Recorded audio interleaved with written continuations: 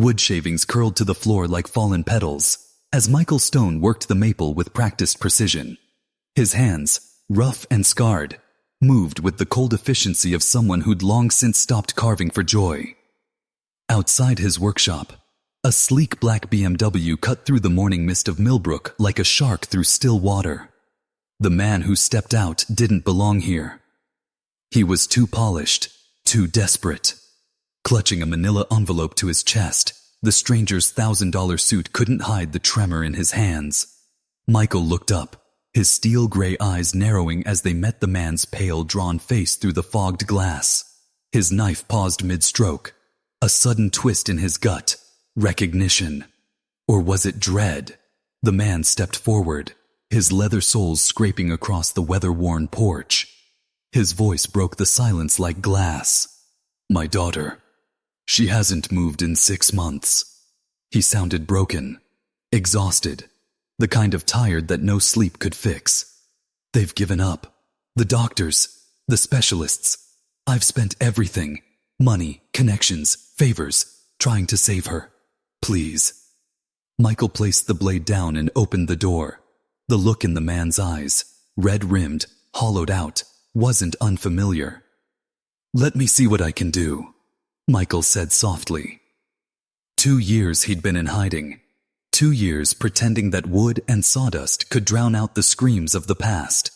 Millbrook, with its quiet streets and small-town silence, had given him a place to vanish. Outside, chimneys puffed lazy trails of smoke. Inside, the scent of glue and maple filled the space like memory. From the house, he could hear Emma, his 8-year-old daughter, humming as she dressed for school. That voice, bright and alive, was the only thing keeping him tethered to this fragile life he'd built from ruin. The man at his door didn't need an introduction. Michael knew who he was. Richard Wellington, CEO. Powerhouse. The kind of man who could buy anything, except what mattered. The BMW behind him ticked as it cooled, looking foreign among the rusted trucks and family sedans on this street. Richard looked smaller than 6 feet, shrunken by grief, by months of watching his daughter slip further away. His once tailored suit hung loose on his frame, his eyes sunken and desperate. "You've got the wrong man," Michael said flatly. But the words rang hollow. He knew better. So did Richard. "I know who you are," Richard said, voice rising with urgency. "Dr. Michael Stone, former head of neurosurgery at Yale, the man who performed the impossible, until you vanished." Michael flinched, jaw tightening. "My daughter, Sarah. She's been paralyzed since the crash. She's only 16. The best doctors in the world have failed. But I heard things, about you, about procedures that weren't public, about miracles." The words stabbed deep, digging up memories Michael had tried to bury. The blinding lights of an OR, the steady rhythm of a monitor. His wife's face, pale and lifeless, on a table he couldn't save her from. "I've tried everything," Richard continued, stepping closer. "Switzerland, Germany, clinics, healers, prayers. Nothing works. She's not just broken. She's given up, and I'm watching my daughter disappear." Michael's voice dropped to a whisper. "You know what surgeons can't do. We can't raise the dead. We can't erase the moments we got it wrong. And we damn sure can't make promises the world's best hospitals already broke." And yet, even as he said it, he stepped aside. Letting Richard in, Richard Wellington emerged from the far end of the park, his steps slow, shoulders hunched beneath a worn wool coat. The expensive suit was gone, the polished image replaced by something far more human, raw, unguarded. Without the armor of wealth and power, he looked like any other grieving parent, hollowed out by helplessness. He sat beside Michael on the weathered bench, saying nothing at first, just breathing. Then he pulled out his phone, hands shaking ever so slightly. "This was Sarah, 6 months ago." Michael glanced at the screen. a radiant teenage girl with long blonde hair and eyes so sharp they seemed to sparkle with ideas. She stood proudly in front of a science fair display titled Neural Regeneration in Spinal Cord Injury. A blue ribbon hung at the top. "She'd just won first place," Richard said. "Full ride to Harvard. Wanted to become a doctor, like the ones she used to admire, before all this. She believed every problem had a solution. You just had to be smart enough to find it." He swiped to the next image. Same girl, pale now, motionless in a hospital bed, swallowed by tubes and machines. Her eyes were closed, but her stillness was the loudest thing in the picture. It happened on Route 9. A drunk driver ran a light during a thunderstorm. Her car flipped 4 times and wrapped around a tree. Richard's voice cracked, the memory fresh as a wound. She was in a coma for 3 weeks. When she woke up, he didn't finish the sentence. He didn't have to. "L1 vertebral damage," he said, retreating into the medical jargon he'd memorized in desperation. "Total spinal paralysis, no feeling, no motion, and according to every specialist we've seen, no chance. But the worst part isn't her body," Richard added. "It's her spirit. She used to challenge her teachers, debate me on politics, dream about curing diseases.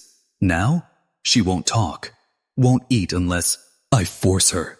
She stares at the ceiling like the world has already ended." Michael stared at the photos. But it wasn't just Sarah he saw. It was the long trail of young faces he'd tried to save. Some made it. Some didn't. "What makes you think I can help her when the best minds at Harvard couldn't?" he asked, though something in Sarah's eyes haunted him. A flicker of someone he once knew. Richard reached into his coat and pulled out a folded yellowed newspaper clipping. The headline read, "Breakthrough in Spinal Recovery. Surgeon redefines the possible." The photo was a younger Michael, smiling awkwardly with an award in his hand. The article beneath it quoted him extensively about new surgical techniques and groundbreaking ideas in neural mapping. "You didn't just heal patients," Richard said. "You changed the conversation. This article talks about your theory, that the brain could forge new pathways through intense fine motor retraining, that if the body couldn't fix the spine, maybe the mind could." Michael handed it back, his voice low. "That was before my wife died. Under my own scalpel." His hands clenched in his lap. "I made promises like that one. Visionary things. I believed them. Until the one person I had to save. I couldn't. These hands," he said quietly, "that saved so many, couldn't save her." Silence settled between them, heavy and unspoken. Richard let the words linger before he responded. "Maybe that's exactly why you can help Sarah. Not because you're a miracle worker, but because you understand what it's like to lose everything, to wake up and keep breathing when the world doesn't make sense anymore." Michael's gaze drifted to the golden leaves falling around them. He wanted to say no, walk away. But something in his chest shifted. "I'll meet her," he said at last. "But I need you to hear this. I'm not promising miracles. I don't do surgery anymore. I don't live in that world." Richard exhaled as if releasing a breath he'd been holding for months. "Then what do you do?" he asked. Michael looked down at his hands. The same hands that once held futures like threads. The same hands that had walked away from medicine, but maybe not from healing. The tools once used to save lives now bore the wear of another kind of craft. No longer gleaming, Michael's hands were calloused, his fingers stained with glue and sawdust. "These hands used to heal with incisions," he said softly, almost to himself. "But lately, I've been learning something different. One carving at a time. How to mend without cutting. How to build without breaking. How to find beauty in what's been broken." When they rose from the bench, Michael knew a line had been crossed. He was walking back into a world he'd deliberately left behind. The Wellington estate sat like a fortress behind iron gates, 5 acres of pristine perfection. The Tudor-style mansion loomed, elegant and cold, its perfection echoing loss. Michael pulled his dented pickup into the marble-trimmed driveway, its growl a contrast to the stillness of the manicured grounds. Fountains gurgled. Sculpted hedges stood obediently in rows, but the air felt heavy, the silence unsettling. Inside, glimpses of curated wealth flickered past the tall windows. Oil paintings, antique furniture, gallery lighting, yet none of it felt alive. The house breathed grief. A woman answered the door, a middle-aged Latina with tired eyes and a quiet strength. "I'm Rosa," she said, her accent soft but certain. "I've been with the family for a long time." She studied him with a kind of knowing that didn't require explanations. "I'm glad you're here, Senor Stone. The señorita. She needs only one who understands what it feels like to lose everything." She led him through a hallway lined with still moments from a happier time. Photos of vacations and birthdays, of Richard and a striking blonde woman. Sarah's mother, Michael guessed. Laughter frozen in frames, untouched by time. "She passed when Sarah was 12, Rosa said, catching his glance. "Cancer. Like your wife, yes?" Michael nodded slowly. "Senor Richard tried to be both mother and father, but sometimes even a father's love isn't enough to mend what's broken inside a heart." They reached the foot of a winding staircase. Rosa paused, gazing upward. "She hasn't left her room in weeks. The therapists, counselors, school friends. She shuts them all out. You'll have to be patient." Michael ascended slowly, each step heavier than the last, like he was climbing into the center of someone else's grief. The upstairs hallway was immaculate, but lifeless. No clutter, no signs of a teenager's world, only silence. Rosa pointed toward the final door at the end of the hall. "She knows you're coming," she said gently. "But she might not speak. It's not anger she carries, Senor Stone. It's guilt. She survived, and sometimes she wishes she hadn't." Behind the door, a haunting melody drifted, classical, aching with melancholy. He stood for a moment, listening, then knocked. The music stopped. No reply. Michael turned the handle. It was unlocked. Inside, the contrast was jarring. State-of-the-art medical equipment blended into a teenager's world of posters and gadgets. A hospital bed sat beneath a chandelier, sterile tubing beside pink picture frames. On the windowsill, a photo of a younger Sarah, arms stretched wide as she crossed a finish line, triumph etched on her face. Now, she sat motionless in a high-tech wheelchair, staring through the window at the autumn trees.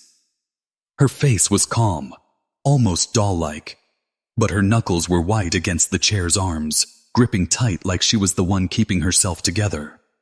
"You can leave," she said without looking at him. Her voice was sharp, drained of all emotion. "I don't need another stranger telling me how strong I am or how I should keep fighting." She exhaled bitterly. "My dad's dragged half the medical world into this room. None of them can change the fact that I'm never walking again.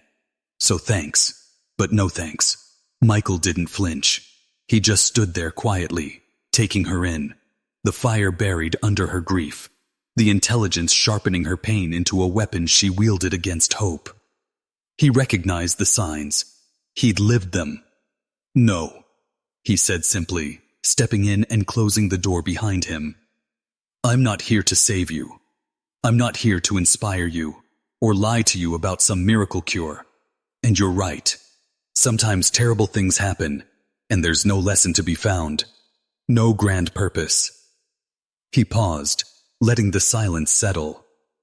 "Sometimes all we can do is survive it, and figure out what kind of life we want to build after." Sarah raised her eyebrows, just slightly. The guarded expression cracked.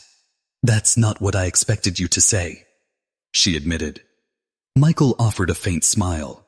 He glanced around the room. Untouched art supplies gathering dust, a guitar leaning in the corner with loose strings, and monitors humming quietly beside her bed. "I'm here," he said, "because I think you and I are lost in the same kind of way. And sometimes it helps to have company when you're trying to find the way back." That got her attention. For the first time, something softened in her expression, a flicker of curiosity beneath the layers of anger and apathy. "Back to what?" she asked. Michael shrugged. "I don't know yet, but maybe we can figure it out together." They sat in her room for nearly an hour. Not once did he mention the accident. Not once did she bring up the chair. Instead, they spoke like people who'd met in the wreckage and decided to just sit there a while. He told her about Emma, his daughter, and the strange joy of watching the world unfold through the lens of a curious 8-year-old. Sarah, in turn, spoke of the books she'd been devouring: philosophy, psychology, even obscure Russian novels most adults wouldn't dare to open. With each word, the armor she wore thinned, and underneath, Michael could see the mind that had once chased science fair trophies and dreamed of curing impossible things. "I used to paint," she said, glancing toward the dusty shelf. "I liked how colors could collide and still make something beautiful. But my hands shake now. And even if they didn't, what would be the point? What could I paint that matters anymore?" Michael studied her for a moment. Then he reached into his jacket and pulled out his phone. He tapped a few times, then turned the screen toward her. A photo. A hand-carved bird. Wings tucked in, feathered in delicate lines that suggested flight even in stillness. "Wood carving," he said. "It doesn't need steady hands, just a willingness to listen. The wood guides you, not the other way around. It's slow, patient, forgiving." She looked at the image, long and hard, not dismissing it, not embracing it, just considering it. "And you'd want to teach me?" she asked quietly. "Because," Michael said, slipping the phone away, "I think we both need to remember what it feels like to create something again." He stood to leave, but her voice stopped him at the door. "If I let you teach me," she said firmly, "there are rules. No treating me like I'm broken. No motivational speeches. And if I tell you to leave, you leave." Michael nodded, respecting the fire behind her words. "Deal. When do we start?" The next morning, he returned to the Wellington house carrying a worn leather tool bag and a block of pale basswood. Rosa met him at the door and led him up. Sarah was waiting, equal parts eager and skeptical. "Change of plans," Michael said. "We're not working in here. Grab a jacket." Her expression sharpened. "I don't go outside." He sat down across from her. "You can learn in this sterile, silent room full of machines, or you can learn where the craft was born. Outside, under open sky, with leaves falling and life actually happening around you." She hesitated. War raged behind her eyes. But then, after a long breath, she nodded. "Fine. But if this turns into some big inspirational moment, I'm out." The garden was quiet, private, designed by someone who clearly wanted to impress, but never guessed the yard would one day become a classroom. Michael wheeled her to a bench beneath a wide oak tree, its red and golden leaves drifting lazily on the breeze. The morning sun filtered through the branches in shifting patterns, casting soft shadows across the stone path. He placed the basswood in her lap and sat beside her. "Lesson 1, he said, listening. He took her hand and guided it gently along the grain. "Feel this? The long fibers? That's the tree's story, its structure. Work with it, and it'll show you what it wants to become." Her fingers moved slowly over the surface, taking in the texture. Her breath calmed. "It's warmer than I expected," she said. "And it smells like something alive." Michael nodded. "Exactly. Wood doesn't really die. It transforms. And when you carve, you're part of that transformation." He pulled out an old carving knife. "This belonged to my grandfather. It taught me that the tool is just an extension of your intention. The magic's not in the blade. It's in what you bring to the work." For the first hour, she didn't carve. He showed her different ways to hold the knife, how the angle of her wrist could change everything. She listened, absorbing more than he expected. When she finally tried her first cut, the blade slipped. It tore too deep into the wood. She froze, then hissed a curse, dropping the knife. "I told you my hands shake," she muttered, flushing with embarrassment. "This was a stupid idea." Michael didn't react. He leaned forward and pointed at the gouge she'd made. "Look at that," he said calmly. "What do you see?" Sarah's eyebrows rose, clearly taken aback by his answer. That wasn't what she expected from an adult who had volunteered to help. "Then why are you here?" she asked, her tone softening just slightly. Michael glanced around the room, past the idle medical machines, the untouched art supplies gathering dust, and the neglected guitar with its sagging strings. "Because I think maybe you and I are lost in the same way," he said quietly. "And sometimes it's easier to find your way when you're not alone." For the first time since he'd stepped through her door, Sarah's guarded expression flickered, curiosity breaking through the tough exterior.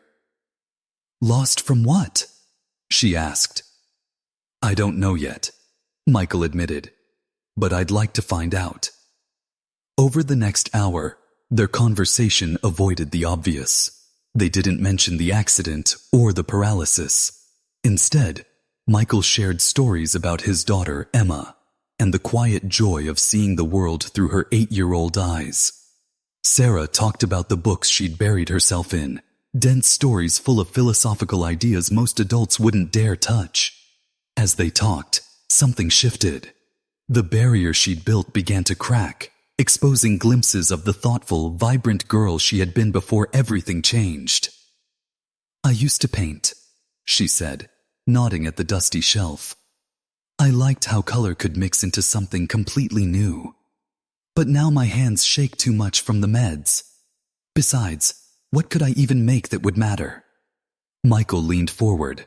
"What if I told you there's another way to work with your hands, something that doesn't rely on perfect control?" She looked at him, doubtful but intrigued. "Like what?" He pulled out his phone and showed her a photo of one of his carvings, a delicate wooden bird, feathers finely etched, caught in the illusion of motion.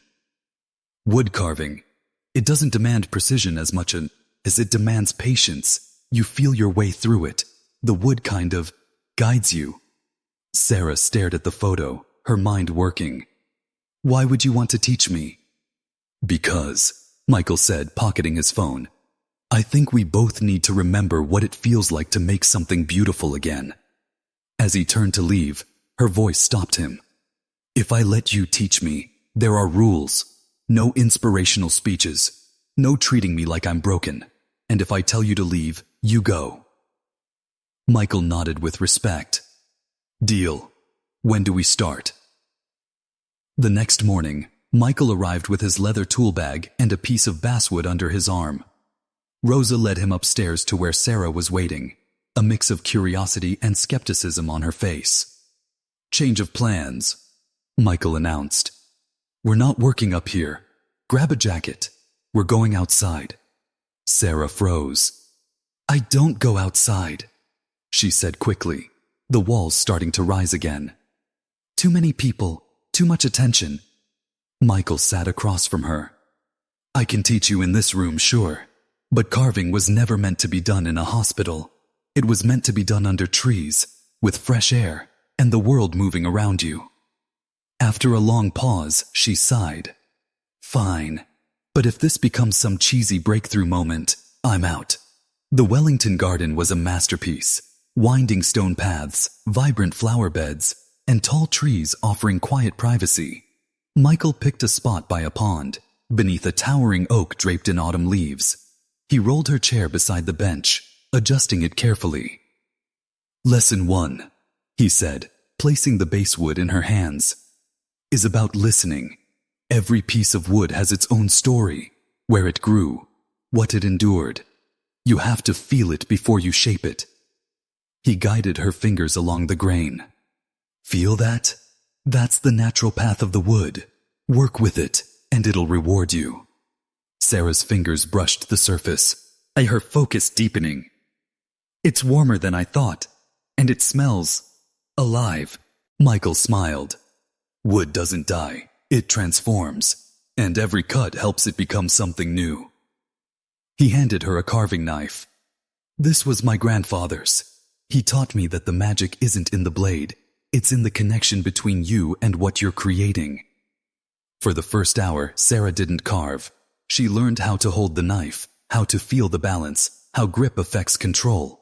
Finally, she made her first cut. The knife slipped. A jagged chunk came off. She muttered a curse and started to set the tool down. I told you, my hands shake. This is stupid. Michael gently stopped her. Look at it again, he said. See how that flaw changed the shape? What if that's not a mistake, but a beginning? Sarah studied the uneven gouge, then slowly nodded. I could work with that. Turn it into part of the design. Michael grinned. Now you're thinking like a carver. Weeks passed.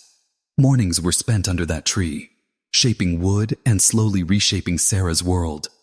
She carved a bird, then a flower, then a miniature tree with bark so detailed it looked real. Her hands grew steadier. Her confidence bloomed.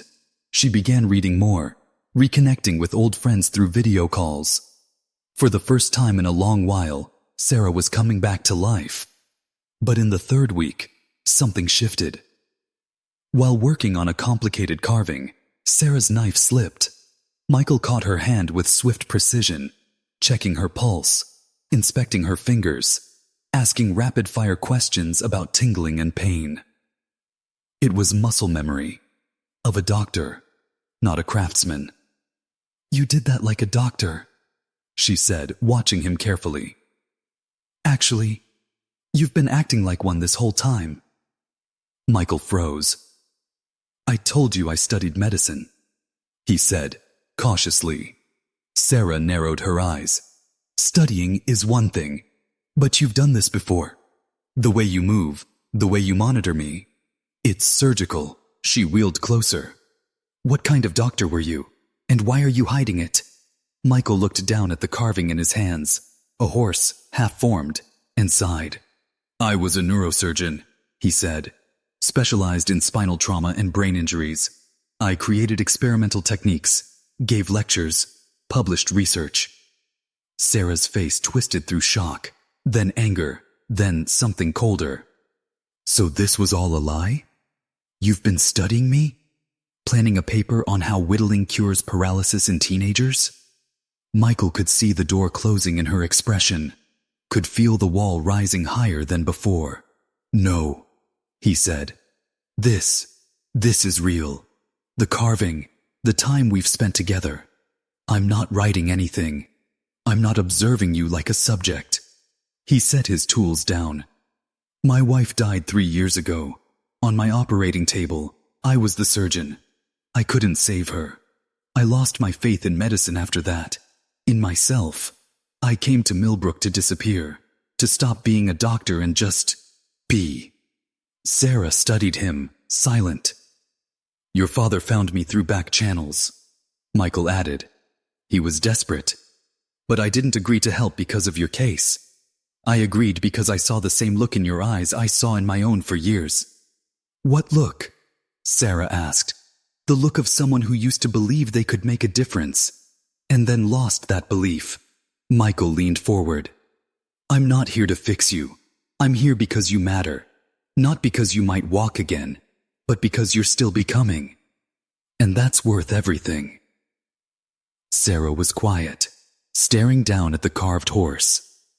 "If you're really a neurosurgeon," she said, "why haven't you tried to diagnose me?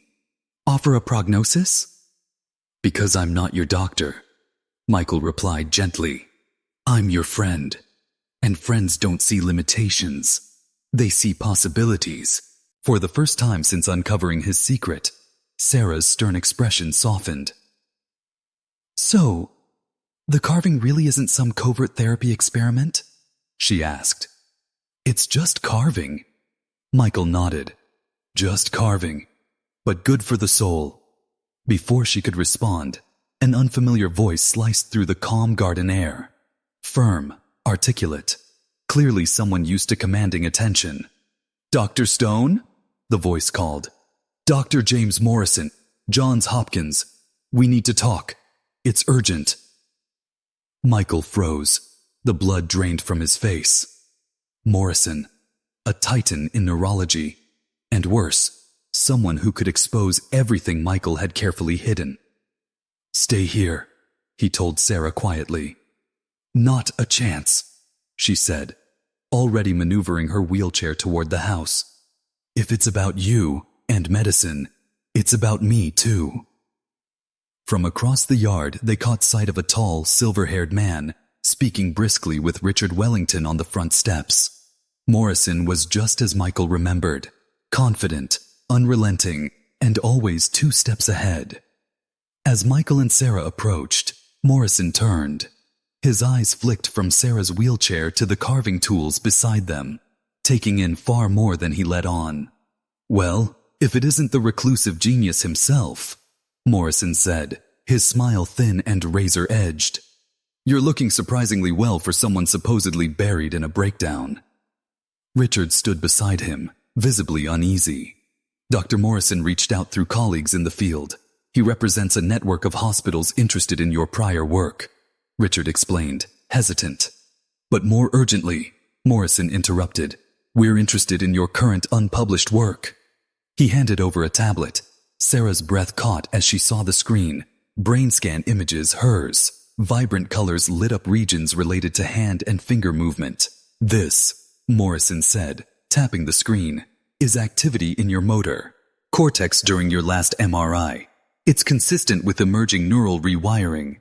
Someone is pushing your system into reactivation, and it's not random." Sarah's eyes locked on Michael. Realization hit like a slap. "You've been using me," she whispered. "All of this was a trial."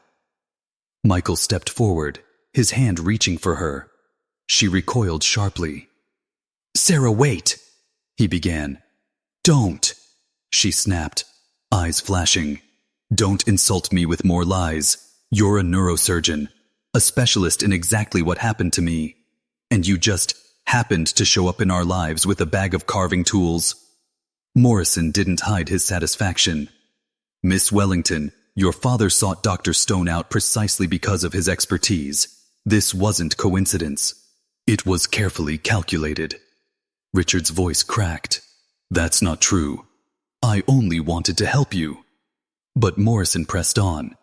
"Think of the brilliance. Use art as a facade, bypass ethics boards, avoid liability, and if it works, you have undeniable proof of a revolutionary method." Sarah clenched her fists. The weight of betrayal crushed her all over again, this time from all directions. Michael saw her spark dim, the light he'd helped reignite now flickering out. After Morrison's car disappeared down the road, Richard placed a remorseful hand on Michael's shoulder. "I never meant for this to spiral," he said. "Sarah was getting better, stronger. But now she doesn't know who to trust," Michael said quietly. "And I don't blame her." For 3 days, Sarah refused to speak with him. When she finally agreed, it was in a hospital conference room. She sat at the head of the table, with her neurologist, Dr. Martinez, present. Calm, composed, but older in spirit than any 16-year-old should be.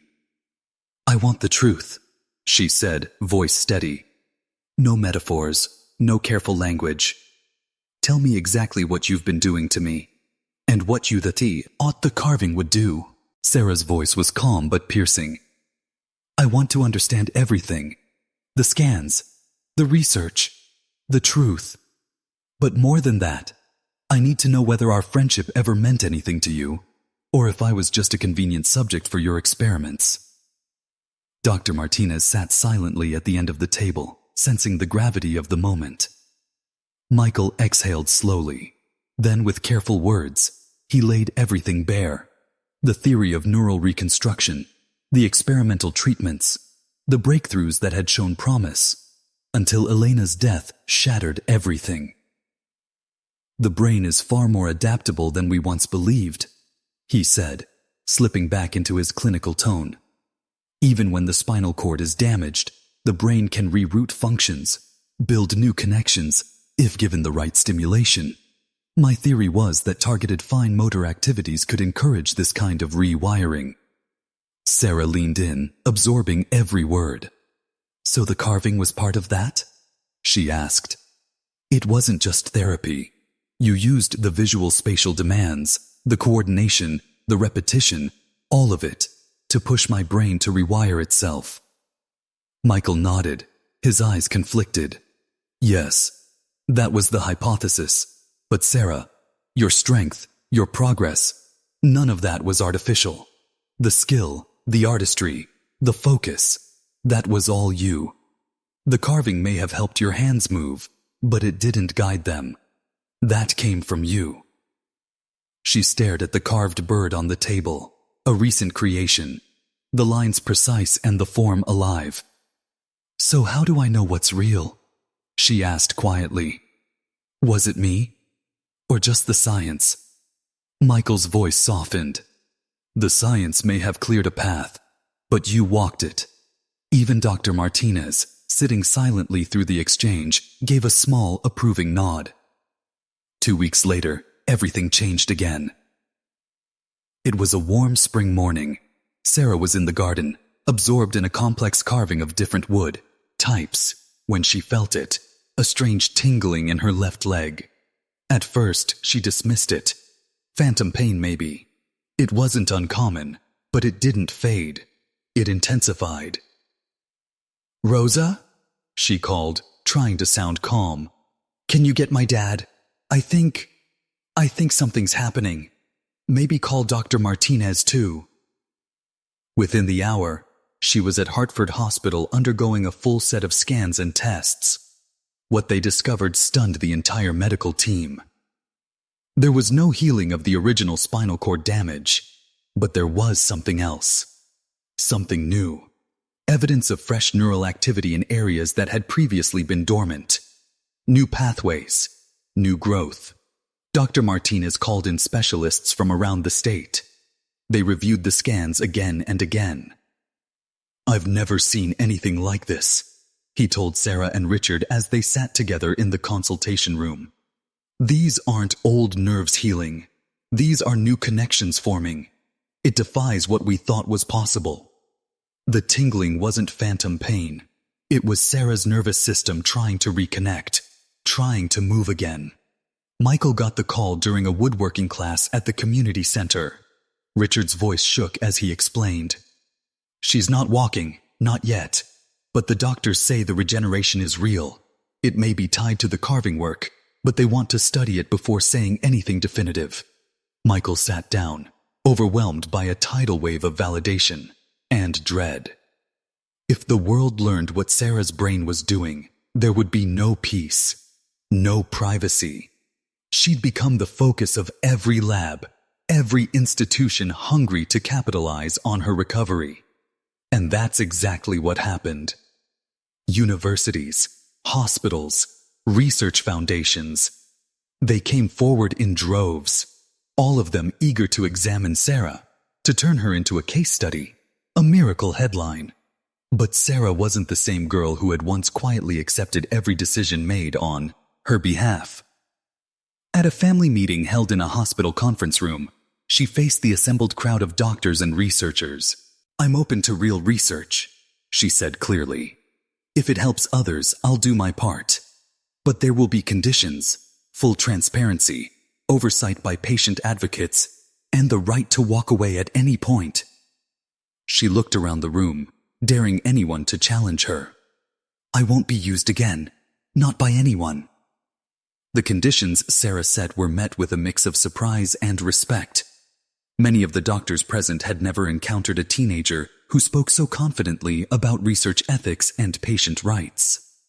Dr. Morrison tried to stake a claim on Sarah's case, arguing that his earlier surveillance entitled him to lead any studies on her recovery. But his attempts were quickly shut down by hospital officials, who were now fully aware of the ethical violations he'd committed. More significantly, Sarah's case began to ripple through the broader medical system. Hartford Hospital introduced new rules requiring clear and direct patient consent for any use of medical data in research. Inspired by this move, several other institutions followed suit. The girl who had once been monitored without permission had now become a powerful force for reform, her experience shaping policy that would protect countless patients in the future. Sarah had gone from being a subject of exploitation to a fierce advocate, and she leaned into this role with the same determination she'd once given to her academic passions. For Michael, the aftermath of her recovery was both a personal reckoning and a professional rebirth. While ethics boards acknowledged the potential of his neural reconstruction techniques, they were clear: failing to obtain informed consent remained a grave error. The outcome was a compromise. Michael would be allowed to continue developing his methods, but only within formal academic institutions and under strict ethical supervision. You've stumbled upon something groundbreaking, Tisadis, he chair of the board told him. But true progress in medicine must always honor the people it's meant to serve. Your methods may work, but your approach must evolve. Michael accepted this guidance with humility, aware that he'd been given a second chance, one he would not waste. As the months passed, Sarah's recovery continued slowly but steadily. The tingling in her legs grew into noticeable physical changes, improved muscle tone, stronger reflexes, and eventually, slight voluntary movement in her left foot. Physical therapists were amazed. Her recovery path didn't follow conventional patterns, but instead aligned closely with the pathways predicted by Michael's theory. Despite this, Sarah stayed grounded. I'm thankful for every step forward, she told reporters. But I've learned not to let my physical ability define my worth. Whether I walk again or not, I still have the power to create, to inspire, and to contribute. That perspective began resonating far beyond hospitals and clinics. Sarah became a voice not just for recovery, but for dignity and self-definition in the face of disability. Her relationship with Michael also changed. They continued collaborating on woodcarving projects, but now their work included formal research and regular medical consultations. Michael no longer positioned himself as her doctor or guide. He offered insights and shared observations, but every decision remained Sarah's. She was the one in control. He's more of a partner in my recovery now, Sarah explained in a televised interview 6 months after her story went public. He brings knowledge, but he respects my autonomy. That's what separates healing from manipulation. One empowers you, the other takes your power away. A year after her story made headlines, Sarah received an unexpected invitation, one that left even her closest supporters stunned. Harvard Medical School had asked her to deliver the keynote address at their prestigious annual symposium on medical ethics. Standing before an auditorium filled with doctors, researchers, and students, Sarah spoke with calm authority. She addressed the complexities of experimental treatments, the necessity of informed consent, and the deep importance of honesty in doctor-patient relationships. Medicine, she said, her voice resonating through the room, is at its best when it's a partnership. It only works when there's trust, transparency, and mutual respect. Without those, even well-meaning treatments can become a form of harm. Her words earned a standing ovation. But more than applause, her speech ignited lasting conversations. In the weeks that followed, discussions about integrating stronger ethics and communication training into medical education gained serious momentum. Sarah had stepped fully into her role as an advocate, and the medical world was finally listening. Michael sat in the back of the auditorium, quiet and proud, as he watched Sarah address one of the most respected institutions in the country. Later, they walked together through Harvard Yard. Sarah now used forearm crutches and could walk short distances. The sight of her moving through the historic campus felt surreal, like witnessing a full-circle moment neither of them could have imagined a year earlier. "Do you ever regret it?" Michael asked softly. "The secrecy, the media storm, how tangled everything became?" Sarah paused. "I regret the deception," she said after a moment. "But not the outcome. Everything, the carving, the recovery, even the exploitation, led to something bigger. Real changes are happening. People are being protected in ways we weren't. That mall, totters. Sometimes, good things grow from painful beginnings, if people are willing to learn." They stood for a moment under the broad trees of the courtyard, both recognizing that their journey had become something far larger than themselves. It wasn't just a story of injury and recovery anymore. It was a lesson in ethics, a push for systemic reform, and proof that healing needs both science and humanity. 9-year-old Emma, still a regular visitor and forever fascinated by Sarah's carvings, had perhaps captured it best. "Sometimes broken things turn out even more beautiful," she once said, "but only if you're honest about what's broken, and you fix it together." On a shelf in Michael's workshop sat the wooden bird Sarah had carved during her very first lesson. Its wings stretched wide in mid-flight. It remained frozen in motion, a quiet symbol of a journey that turned pain into purpose and silence into strength.